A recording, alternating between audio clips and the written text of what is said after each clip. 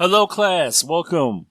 Week number 3 of our course. As you've noticed, the week was probably made available, depends on when you're going to actually be looking at this video, a little bit earlier.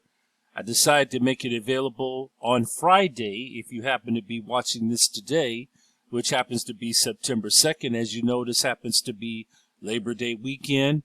And what I don't expect from students, I don't expect you all on Monday, the actual Labor Day, to engage heavily within the course activity.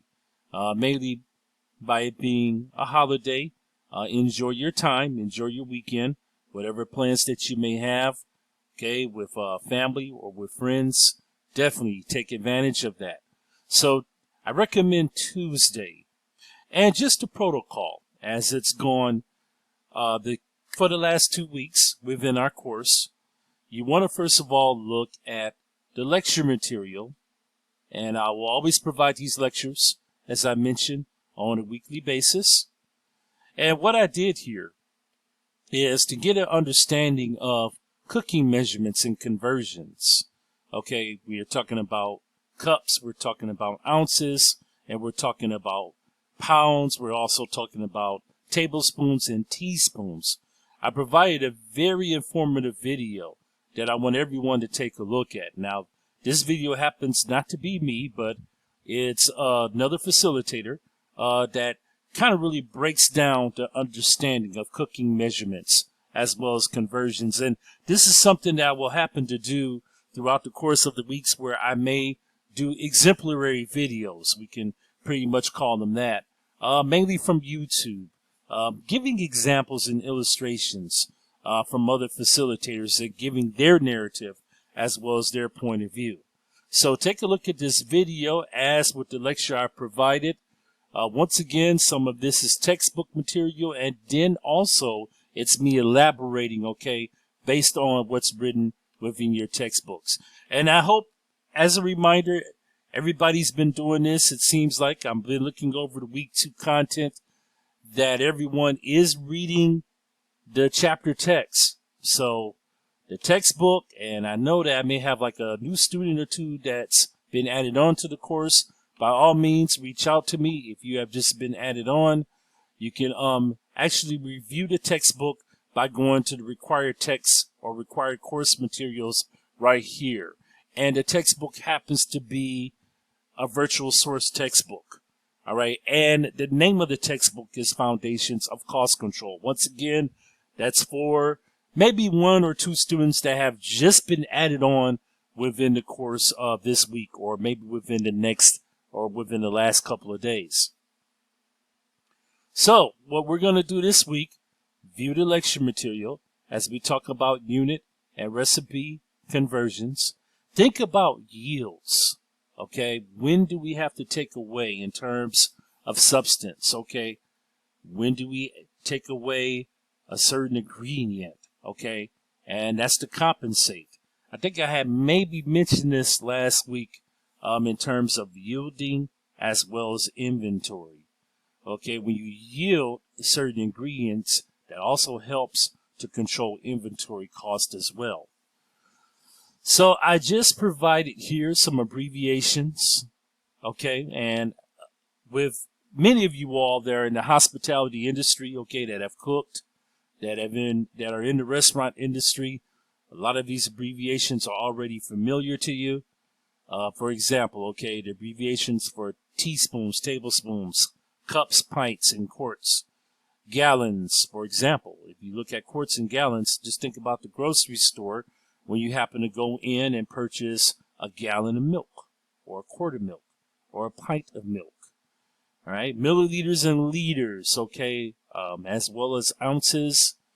Think about pounds, for example. A good illustration of that would be meat, for example, okay? Are you going to purchase 3 or 4 pounds of ground beef from the meat section of the grocery store? It all depends. And then you have grams and also kilograms. You have the abbreviations for those. So take a look at this material and read it in terms of understanding the abbreviations. Also look at this one, okay, when it comes to the magic box. All right. And you see that it's a compository of cups, pints, quarts, half gallons, as well as gallons. Okay.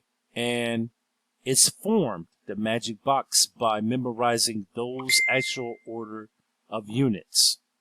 And then I also gave an example as well, too, to kind of further elaborate.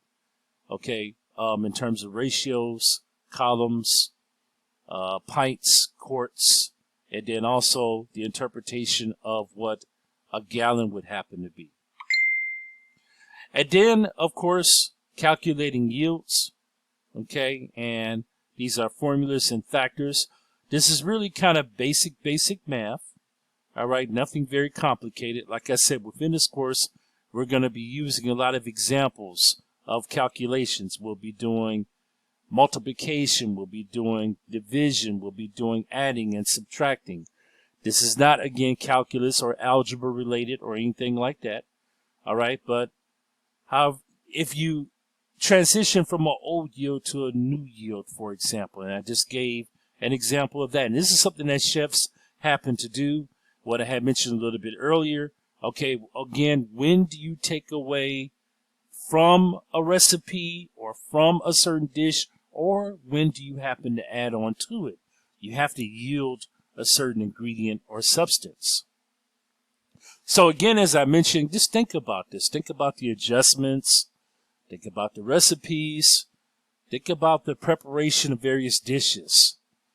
Okay, and in your reflective manner, I want everyone to think about serving a quantity number of people and kind of just be a little decisive in this. You know, when would you yield to increase or decrease the actual recipe? So this is going to lead you into the week 3 discussions. And of course, we're going to have 2 discussion questions. It will be 2 every week class in terms of discussions. And these are threads, just like what you've done the prior week. The due dates, okay, as I mentioned, are going to be Thursday. So Thursday, you want to give your initial response to these week 3 discussion questions. Thursday night, September the 8th at 11:59 p.m. will be the due date for your discussion questions. Leading on to that, the assignment, as I go back down here, I want everybody, again, what I mentioned just a few minutes ago in the reflective summary, think about a time where you had to adjust a recipe in terms of portions and numbers of people that were to be served. Did you happen to increase or decrease the amount of portions based on the number of people that had to be served? And now this could be job related, as you've actually worked within the hospitality profession, or just think about an event that you happen to host or be the chef. If anyone's having complications completing this assignment, okay, if you've never worked within the hospitality industry, please get in contact with me, because I can kind of make some adjustments and maybe finagle some things, okay, so that you can complete this assignment. Maybe possibly you can put yourself in the role of being the consumer, okay, or the dinner guest, okay. Or another example would be if you happen to know someone who actually works, okay, as a chef or within the hospitality industry. By all means, reach out to them, okay, and you can actually get their advice, get their input on this. And then take that as you take notes from them, okay, that's if you have not worked within the industry yourself, and just write this 200 to 300 word summary, again, following APA format. And then, of course, in the materials here, I provided a PowerPoint. Like I had mentioned, class, I will provide PowerPoints just kind of based on the text readings, and then also what you have within the lecture notes. It's pretty much a piggyback. That's what it is, what's already provided in the actual written lecture. You can also view it in PowerPoint form. Okay, class, so as a reminder, and I have mentioned this, Section 1 of your signature assignment, that's the final paper, I'm going to click onto this again. And I'm going to remind this to everyone on a weekly basis. Part 1, Section 1 is going to be due on September the 24th. Now remember, I covered this last week in the Week 2 video. As I open up Week 2, all right, you are to begin to work on Section 1 of your final paper. So work on the introduction, and then also recipe, unit conversions, yields, and costs, which happens to be Week 3. That's what we're discussing. So a great thing to do would be, guess what? After covering Week 3, a recommendation that I'm making is that, guess what? You can write Section 1 and you can further elaborate after covering this week on recipes, unit conversions, yields, and costs. Now remember now, the scenario's already created for you if you look at the instructions. Okay, you are the sole proprietor of Quest Cuisine. Do not use the name of another restaurant. Now what you can do, as I mentioned, it doesn't matter what delicacy. It doesn't matter what type. You could be Mexican. It could be Italian. It could be Chinese. It could be American food. It does not matter, but it must be called Quest Cuisine.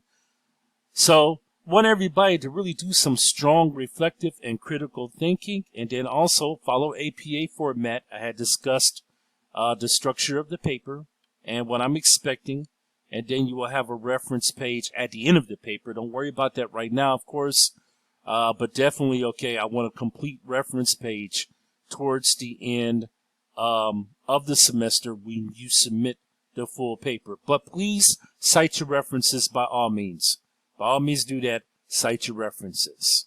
Okay, so be working on Section 1 of your papers. This is due on September 24th. Okay, so you have really 3 more weeks, all right, before this assignment is due. I recommend not waiting till the last minute, but begin working on this right now. Okay, class, so that wraps up, okay, what I have to cover with you all for Week 3. Again, my availability hours, if you want to go back and look at the Start Here tab, just a reminder of this, okay, when I am available Monday through Saturday, I do accept calls from 6 to 9 p.m. All right, and then I do also receive and respond to texts Monday through Saturday from 3 p.m. to 9 p.m. So keep that in mind, everyone. And then also feel free to email me as well. I'm randomly checking my emails on a daily basis. All right, class. Want everyone to have a blessed weekend, an extended weekend, as Labor Day is Monday. And take care. This is your Professor Javier Black, officially signing off.